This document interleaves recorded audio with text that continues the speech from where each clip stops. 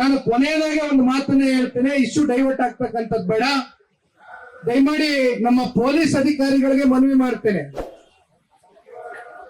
ಇವತ್ತು ಈ ರಾಜ್ಯದ ಹೆಣ್ಣು ಮಕ್ಕಳ ಪರವಾಗಿ ನಾವು ಧ್ವನಿಯನ್ನ ಎತ್ತಬೇಕಾಗಿದೆ, ನ್ಯಾಯವನ್ನ ಕೊಡಿಸಬೇಕಾಗಿದೆ. ಆ ನಿಟ್ಟಿನಲ್ಲಿ ಇವತ್ತು ರಾಜ್ಯದ ಮುಖ್ಯಮಂತ್ರಿಗಳಿಗೆ ನಾವು ಭೇಟಿ ಮಾಡಿ ಏನು ಕ್ಯಾಲೆಂಡರ್ಗಳನ್ನ ನಮ್ಮ ಎಲ್ಲ ಪಕ್ಷದ ಮುಖಂಡರುಗಳು ನಾಯಕರು ತಗೊಂಡ್ಬಂದಿದ್ದಾರೆ, ಆ ಕ್ಯಾಲೆಂಡರ್ ಡೇಟ್ ದಯಮಾಡಿ ಅವ್ರ ಕಡೆಯಿಂದಲೇ ನಮಗೆ ಯಾವ ದಿನಾಂಕ ನಾವು ಈ ತಿಂಗಳಿಗೆ ಬಂದು ಖಾತೆಗಳಿಗೆ ಜಮಾ ಮಾಡ್ತೀವಿ ಗ್ಯಾರಂಟಿಗಳ ದುಡ್ಡು ಅಂತಕ್ಕಂಥದ್ದು ಮಾತು ಕೊಡ್ತಕ್ಕಂಥದಕ್ಕೆ ಇವತ್ತು ನಾವು ಮುಖ್ಯಮಂತ್ರಿಗಳನ್ನ ಭೇಟಿ ಮಾಡಲೇಬೇಕು ಅಂತಕ್ಕಂಥ ದೃಢ ತೀರ್ಮಾನವನ್ನ ಮಾಡಿದ್ದೇವೆ.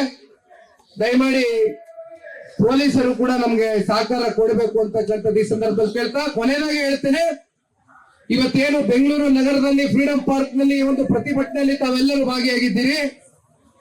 ಈ ಒಂದು ಹೋರಾಟ ಇದು ಪ್ರಾರಂಭ ಅಷ್ಟೇ, ಇದು ಪ್ರಾರಂಭ ಅಷ್ಟೇ.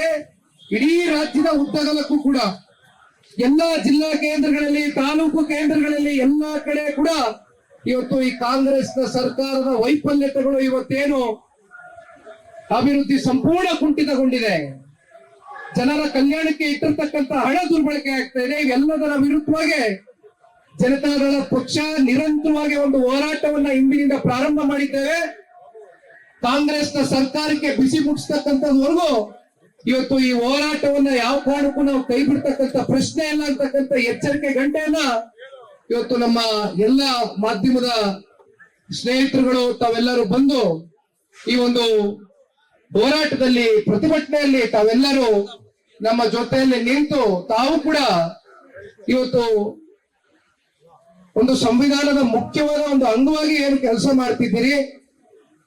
ನಿಮ್ಮೆಲ್ಲರ ಜವಾಬ್ದಾರಿ, ನೀವು ಕೂಡ ರಾಜ್ಯದ ಜನತೆಗೆ ಪ್ರತಿನಿತ್ಯ ತಮ್ಮ ವರದಿಗಳು ಬಿತ್ತನೆ ಮಾಡ್ತಕ್ಕಂಥ ಮೂಲಕ ತಾವು ತೋರಿಸ್ತಿದ್ದೀರಿ.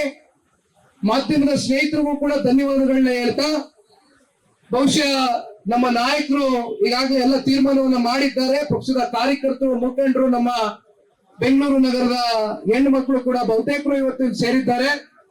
ವಿಧಾನಸೌಧವನ್ನ ಮುತ್ತಿಗೆ ಹಾಕುವ ಮೂಲಕ ರಾಜ್ಯದ ಮುಖ್ಯಮಂತ್ರಿಗಳಿಗೆ ನಾವು ಇವತ್ತು ಕ್ಯಾಲೆಂಡರ್ ಡೇಟ್ ನಮಗೆ ಅಂತಿಮವಾಗಿ ರಾಜ್ಯದ ಹೆಣ್ಮಕ್ಳು ಹಾಗೂ 5 ಗ್ಯಾರಂಟಿಗಳ ಈ ಒಂದು ಕಾರ್ಯಕ್ರಮ ಯಾವತ್ತು ಪ್ರತಿ ತಿಂಗಳು ನಿಗದಿ ಆಗುತ್ತೆ ಅಂತಕ್ಕಂಥದನ್ನ ಇವತ್ತು ಪ್ರಶ್ನೆ ಮಾಡತಕ್ಕಂತ ಕ್ಷಣ ಬಂದಿದೆ. ಹಾಗಾಗಿ ತಾವೆಲ್ಲರೂ ನಮ್ಗೆ ಸಹಕರಿಸಬೇಕು ಅಂತಕ್ಕಂಥದ್ದು ಈ ಸಂದರ್ಭ ಕೋರಿಕೊಳ್ತಾ ಮತ್ತೊಮ್ಮೆ ಈ ಒಂದು ಹೋರಾಟಕ್ಕೆ ಬಂದಿರತಕ್ಕಂಥ ಎಲ್ಲರಿಗೂ ಧನ್ಯವಾದ ತಿಳಿಸ್ತಾ, ವಿಶೇಷವಾಗಿ ಇಲ್ಲಿ ಕೂತಿರ್ತಕ್ಕಂಥ ಎಲ್ಲ ನಮ್ಮ ಶಾಸಕ ಮಿತ್ರರಿಗೆ ದಯಮಾಡಿ ಎಲ್ಲರೂ ನಮ್ಮ ಜೊತೆ ವಿಧಾನಸೌಧದ ಕಡೆ ಹೆಜ್ಜೆ ಹಾಕಬೇಕು ಅಂತಕ್ಕಂಥದ್ದನ್ನು ಕೇಳಲಿಕ್ಕೆ ಇಷ್ಟಪಡ್ತೇನೆ. ನಾವೆಲ್ಲರೂ ನಿಮ್ಮ ಜೊತೆಯಲ್ಲಿ ಬರ್ತೇವೆ, ದಯಮಾಡಿ ಮುಂದೆ ಸಾಗೋಣ. ಧನ್ಯವಾದ.